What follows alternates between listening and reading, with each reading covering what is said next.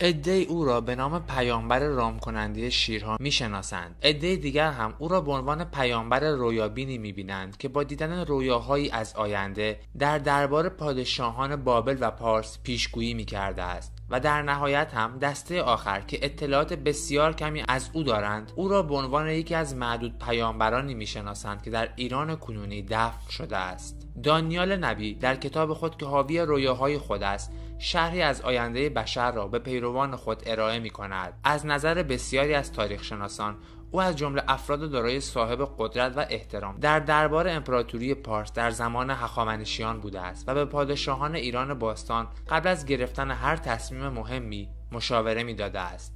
اما دانیال نبی که بود؟ دانیال در خانواده‌ای ثروتمند در اورشلیم به دنیا آمد و تا دوران نوجوانی و قبل از حمله بابلیان زندگی خود را وقف خدمت در معبد سلیمان می کرد. اما این زندگی آرام او دیری نپایید. بابلیان پادشاهی اورشلیم را شکست دادند و دانیال را که نوجوانی فوق‌العاده وفادار به خدا بود، پیش از نابودی اورشلیم در اسارت به بابل بردند. او و برخی از تبعیدیان یهودی در بابل امتیازاتی دریافت کردند. دانیال در تمام عمر خود در بابل برکات عظیمی از خداوند دریافت کرد. حتی از چاه شیران جان سالم به در برد. او همچنین رویاهایی را میدید که به آینده‌ای بسیار دور تعلق داشتند. ما در این ویدیو مهمترین پیشگویی‌های دانیال نبی در مورد ایران را برای شما بازگو می‌کنیم. در ادامه از شما می‌خوام که اگه برای بار اوله که از کانال من دیدن می‌کنید، با زدن دکمه سابسکرایب عضو کانال من بشید و همچنین اگه از دیدن این ویدیو لذت بردید، اون رو لایک کنید و زیر اون کامنت بذارید.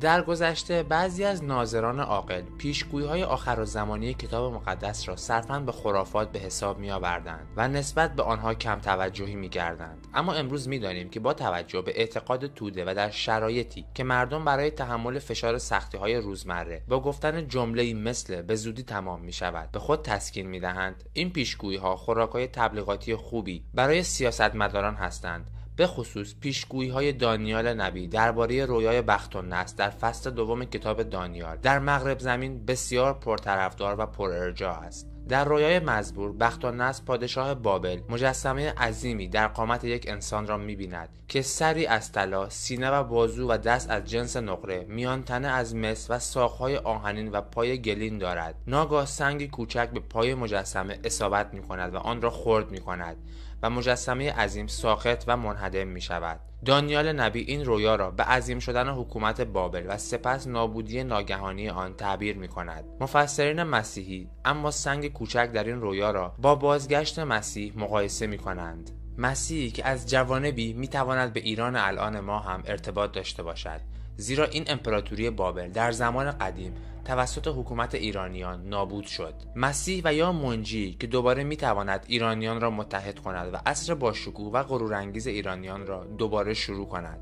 دانیال حدود 10 سال در دربار بابل خدمت کرد و بعد از آن به دلیل مغلوب شدن بابلیان توسط حکومت پارس راهی دربار هخامنشیان شد و بقیه عمر خود را در حضور 3 شاه هخامنشی خدمت کرد. بسیاری عقیده دارند که منظور پیشگویی این پیامبر در مورد مسیح میتواند کوروش کبیر و یا داریوش هخامنشی بزرگ باشد. اما عده دیگری هم زمان به تحقق پیوستن این پیشگویی را در آینده بسیار دورتر متصور میشوند، در حالی که ظهور کوروش کبیر و داریوش هخامنشی تنها حدود 25 الی 40 سال بعد از پیشگویی دانیال بوده است. اما این پیشگویی جنبه مهم دیگری هم دارد که شنیدن آن خالی از لطف نیست. نماد امپراتوری بابل در این پیشگویی که با سنگی از بین می رود به شکل یک شیر است که نماد قدیمی امپراتوری بابل بوده است و محققان و نشان شناسان اعتقاد دارند که شکوفایی کوتاه مدت بابل که در این پیشگویی به آن اشاره شده است می تواند در دوران مدرن هم بسط داده شود، جایی که در زمان کنونی مرزها کشورها و تمدنها را از هم جدا کردند. با نگاهی به نقشه کنونی منطقه آسیا می توانیم به این نکته پی ببریم که مرزهای کنونی تحت سلطه کشور چین در نقشه جغرافیا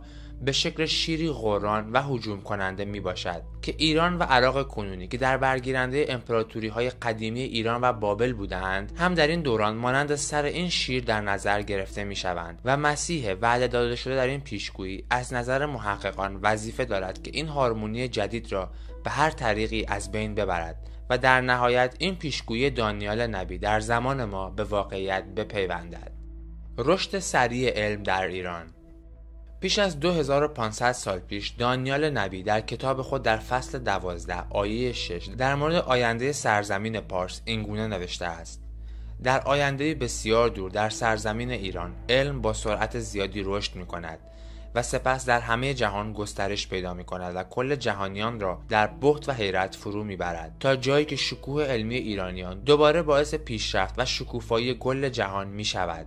با خواندن کتاب‌های تاریخی که در مورد دنیای باستان نوشته شده است همیشه با این نکته مواجه می‌شویم که ایرانیان باستان انسان‌هایی بربر و جنگ طلب بودند و تقریباً بر خواننده‌های این متون این امر ثابت می‌شود که نگارنده‌های دنیای باستان که همگی یونانی بودند از سر کینه و دشمنی در مورد سرزمین‌های ایران باستان قضاوت می‌کردند. اما حقیقت در مورد کاربرد علم در ایران باستان با نوشته‌های مورخان یونانی کاملا متفاوت است. کشف لوح‌های گلی باستانی در محوطه تخت جمشید در اوایل قرن 20 این نکته را ثابت می‌کند که در ایران باستان برخلاف بقیه جاهای دنیا در آن زمان تحصیل و آموختن علوم یک امر همگانی بوده است و مختص طبقه خاصی از اجتماع نبوده. جالب است که بدانید آموزش و پرورش در ایران دوران هخامنشی به 3 بخش تقسیم می‌شده است: اول تربیت اجتماعی، دوم تربیت شخصی و سوم تربیت شغلی و حرفه‌ای. هدف اول برای این بود که روح خودکامی و خودخواهی به همگامی و همکاری با سایر اعضای ایرانی مبدل شود و دیگران با حق خود و حق دیگران آشنا شوند و به آنها احترام بگذارند، آداب و آیین ملی را بشناسند و افتخارات قومی و نژادی را گرامی بدارند. چنانچه از بعضی مدارک استنباط می شود ایرانیان دوره هخامنشی در هدف دوم در ضمن پرورش کودکان و نوجوانان رعایت ویژگی فرد را نیز کردند و نه تنها به پرورش این ویژگی پرداختند بلکه علاوه بر آموزش رسمی و عمومی چیزهایی نیز می آموختند که اوقات بیکاری کودکان و نوجوانان را پر کند. منظور از هدف سوم هم این بوده است که بیشتر افراد خانواده‌های برجسته را برای خدمت‌های لشکری و کشوری آماده کنند و نوع و سبکی که به کار می‌بردند برای اثبات اجتماعی و بهتر کردن اوضاع بوده است. برای تربیت طبقات پایین از طرف دولت اقداماتی انجام می‌شده و صنعت و بیشه‌ای به هر کدام از افراد فقیر یاد داده می‌شده است. در ایران باستان هر کس برای کاری معین تربیت میشد و آموزش‌های لازم در آن زمینه را فرا می‌گرفت که این امر به ایجاد تخصص‌ها و پیدایش متخصص کمک شایان توجهی می‌کرده است و همین رویه آموزش را نیاکان ما تا آخرین دوره سامانیان همواره رعایت می‌کردند و حتی با نگاهی دقیق‌تر به قرن 21 می‌توان رد و پای ایرانیان را در بسیاری از علوم و تخصص‌های برجسته در جهان مشاهده کرد. در زمان حال نیز ایرانیان از لحاظ تولید علم در دنیا در زمره کشورهای پیشرو جهان هستند، تا جایی که در بسیاری از کشورهای دنیا در حال حاضر دانشمندان برجسته ایرانی زیادی مشغول به کار هستند و حتی بنابر آمار سازمان فضایی ناسا چیزی حدود 38% از کل متخصصین ناسا ایرانی و یا ایرانی تبار هستند. پس میتوان با اطمینان گفت که به احتمال زیاد پیشگویی دوم دانیال نبی در مورد تولید علم در ایران به واقعیت میپیوندد. قسمت آخر این ویدیو در مورد مرگ دانیال نبی و محل دفن اوست. زمان دقیق زندگی دانیال مشخص نیست، ولی معمولا تصور می شود که او تا سال 3 فرمانروایی داریوش بزرگ زنده بوده، ولی او در آن زمان احتمالاً حدود 110 سال سن داشته است، زیرا در زمان سقوط بابل او در نوجوانی بوده. محل دفن او اما به قطع مشخص نیست، ولی بیشترین محل مردگمان آرامگاه دانیال نبی در شوش در ایران است.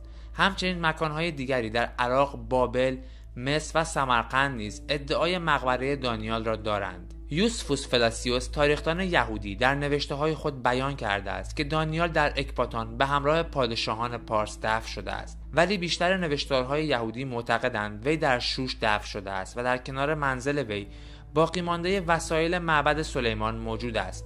بر اساس نوشته‌های تاریخی بعد از مرگ او درگیری بر سر جسد دانیال در شوش در گرفت و سپس خانه‌ای برای عبادت خدای دانیال برای تمام پیروان خدای او ایجاد شد. سلسله اشکانیان که پس از حمله اسکندر و سلوکیان در ایران به قدرت رسیدند، گروهی از سکه‌های شرقی بوده که پیش از ورود به ایران دارای دینی ابتدایی شامل پرستش عناصر طبیعی، خورشید، ماه، ستارگان، همچنین ستایش نیاکان خود میشد. آنها با آمدن به ایران وارد فضای جدیدی شدند که اقوام مختلفی با اعتقادات مجزا در آن زندگی می‌کردند. آنها پس از اینکه وارد ایران شدند و در جوار دیگر ایرانیان قرار گرفتند، با اعتقادات زرتشتی و ادیان غیر ایرانی موجود در ایران نیز آشنا شدند. اسناد و منابع موجود بیانگر آن است که آنها معروف‌ترین ایزدان زرتشتی مانند اهورامزدا، آناهیتا، آتش و ایزد مه را ستایش می‌کردند. بنابراین دین زرتشت یکی از ادیان رایج در زمان اشکانیان تبدیل شد. در این بین ذکر این نکته میتونه مهم باشه که در دوره اشکانیان موبدان زرتشتی مانند دوره بعد از خود یعنی ساسانیان قدرت حکومتی و درباری نداشتند و بیشتر به کار عبادت و تبلیغ آیین خود در مناطق تحت سیطره امپراتوری و بیرون از آن مشغول بودند و همین امر هم باعث شد که 3 موبد زرتشتی نقش مهمی را در تاریخ مسیحیت ایفا کنند. موبدان پارسی که در نهایت باعث زنده ماندن عیسی و تولد او شدند. ما در این ویدیو قصه دیدار 3 موبد بالا مقام زرتشتی در دوره اشکانیان با مسیح در شب تولد او و همچنین پیشگویی که مسیح تازه متولد شده در مورد سرنوشت آنها و سرنوشت کشورشان را داشته به شما میگوییم. 3 مخ، 3 مجوس، 3 مجوس شرقی، 3 شاه و 3 پادشاه مقدس نام‌هایی اند برای 3 خارجی که بر اساس انجیل متی برای ارج نهادن به عیسی به دیدارش رفتند و برای زادروزش رز، مر و کندر به ارمغان آوردند. این داستان در داستان تولد عیسی نقش بسیار مهمی دارد. بر اساس انجیل متی که تنها انجیل از اناجیل 4گانه است که آمدن 3 مخ را گزارش کرده است، این 3 مخ اولین شخصیت‌های مذهبی بودند که عیسی را پرستش کردند. در نوشته انجیل ذکر شده است که آنها از شرق آمده بودند و همچنین با دیدن مسیح او را پادشاه جدید دنیا نامیدند. با اینکه تعداد این افراد در انجیل نیامده است، بر اساس 3 هدیه تصور می شود که 3 نفر بودند. در زبانهای غیر از پارسی یعنی زبان رومی باستان نام ایشان این چنین بوده است: کاسپار، ملیکور و پالتازار. اما متون پارسی اسم این 3 نفر را به این شهر نوشته است: لهراسپ، جاماسپ و گشتاسپ.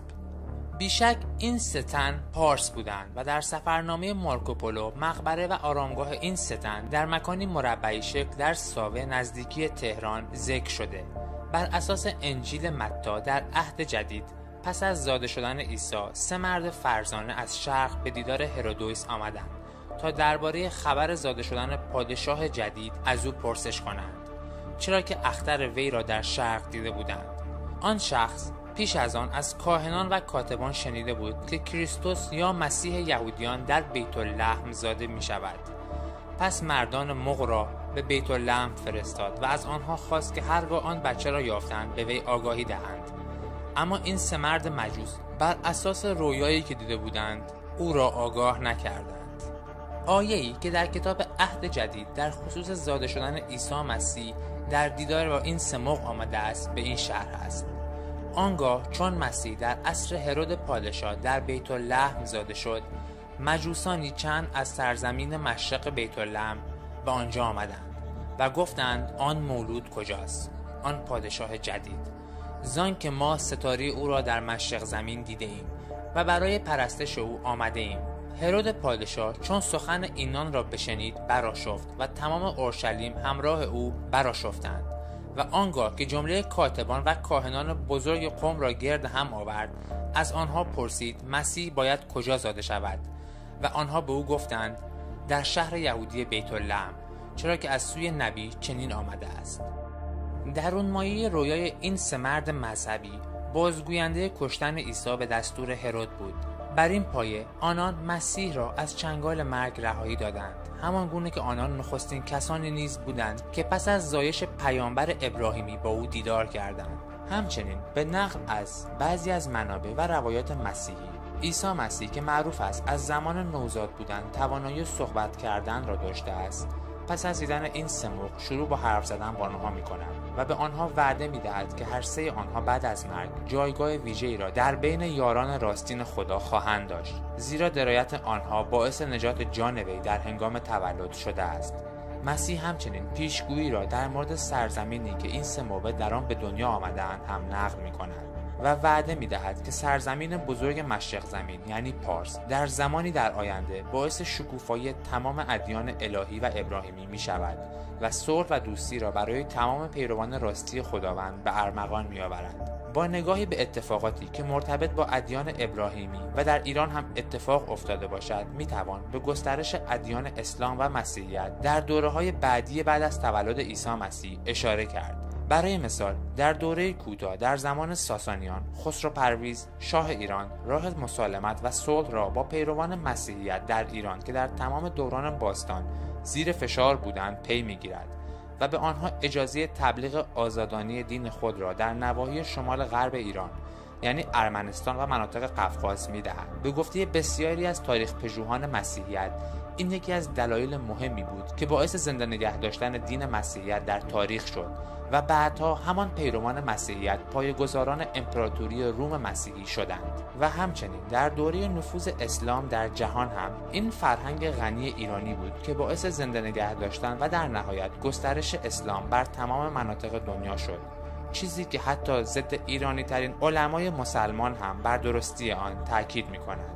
جالبه که بدونید قصه این سموق پارسی در ادبیات و هنر مسیحیت هم نقش زیادی ایفا کرده. برای مثال ویلیام شکسپیر در داستان شب 12 خویش و ویلیام سیدنی پورتر در داستانی به نام ارمغان مغان از رهاورد این سموق ایرانی به نیکی یاد کردند. بیگمان جایگاه کارساز و بلند ایرانیان در اندیشه و روان جهان مسیحی را باید فراتر از مغان پارسی جستجو کرد، آنجا که آیین مهر ایرانی در هنگام پادشاهی تیرداد اشکانی به دست سربازان و بازرگانان رومی سراسر اروپا و شمال آفریقا را در نوردید. مهر آیینی ایرانی بود که درباره چگونگی آفرینش جهان، باروری زمین و گرامیداشت روشنایی سخن گفته و پیمان دوستی و جوانمردی و مهربانی را ارج می‌نهاد.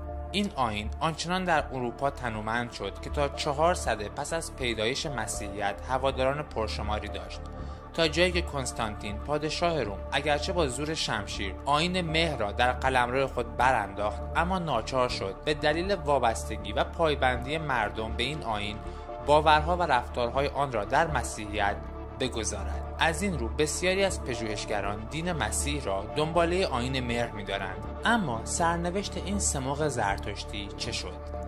از سرنوشت دقیق این سه روحانی زرتشتی خبری مستند در دست نیست، اما منابع غیر رسمی که با بعضی از حواریون مسیح در ارتباط بودند نقل می‌کنند که هر سموق پارسی بعد از این دیدار تاریخی به نزد شاه اشکانی می‌آیند و با گفتن حقیقت به دنیا آمدن مسیح از شاه پارس درخواست می‌کنند که نسبت به گسترش نفوذ مسیحیت به پیروان او در آینده کمک کند، اما با جواب منفی شاه پارس روبرو می‌شوند. در مورد محل مرگ این سه نفر هم اختلافات زیادی وجود دارد. علاوه بر اظهارات مارکوپولو در مورد دیدن مزار آنها در ساوه، عده دیگر از مسیحیان بیت لحم را محل مرگ این سه نفر می‌دانند و اعتقاد دارند که هر سموق پارسی بعد از شب تولد مسیح در بیت لحم می‌مانند و تا زمان مرگ هم در آنجا زندگی می‌کنند.